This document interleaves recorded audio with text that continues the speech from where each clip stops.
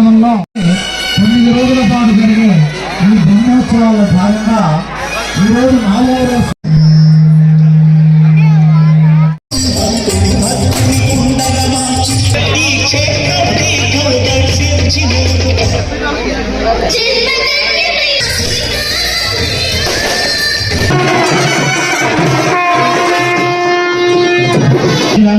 చేశాం. శ్రీ రంగనాథ స్వామి వారి వార్షిక బ్రహ్మోత్సవాలు వైభవంగా జరుగుతున్న స్వామి గోవింద, అక్షీరమణ గోవింద.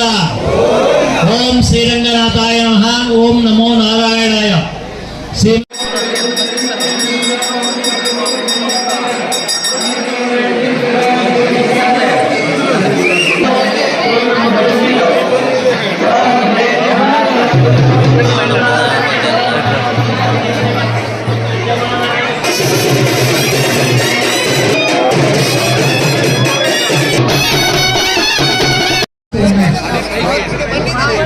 అనంతవాహనం యొక్క విశిష్టత ఏమిటి అంటే స్వామికి అనంత గరుడ విశ్వక్సేనాథులు చాలా ముఖ్యులు.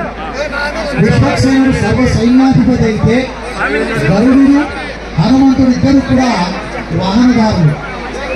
రామావతారంలో ఆ యొక్క శివాంశతో జన్మించినటువంటి హనుమంతుడు ఆ రాముడికి సేవకుడిగా ఉన్నాడు. అందుకే మనం చెప్తాం రామరాజ్యం అంట. ఎందుకో తెలుసా? రామో విగ్రహవాన్ అంటే ధర్మస్వరూపుడు రాముడు.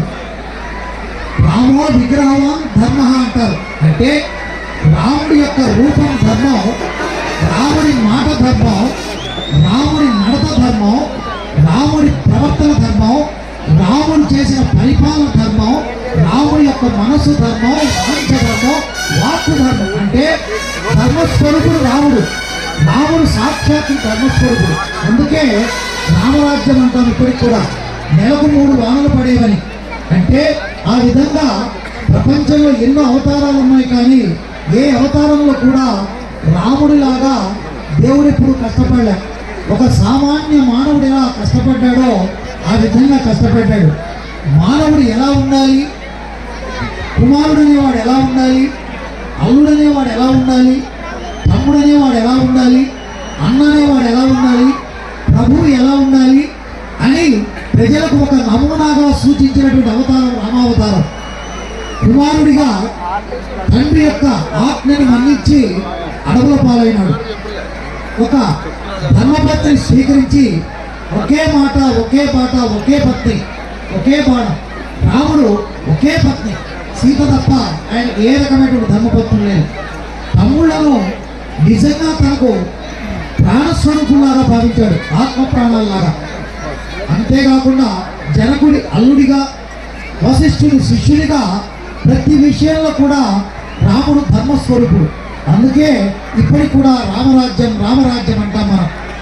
అయ్యో రామ, రాముడి పేరు లేకుండా మనం బ్రతకడం కష్టం. ప్రతి విషయంలో కూడా మనం రామరామ రామరామ అంటాం.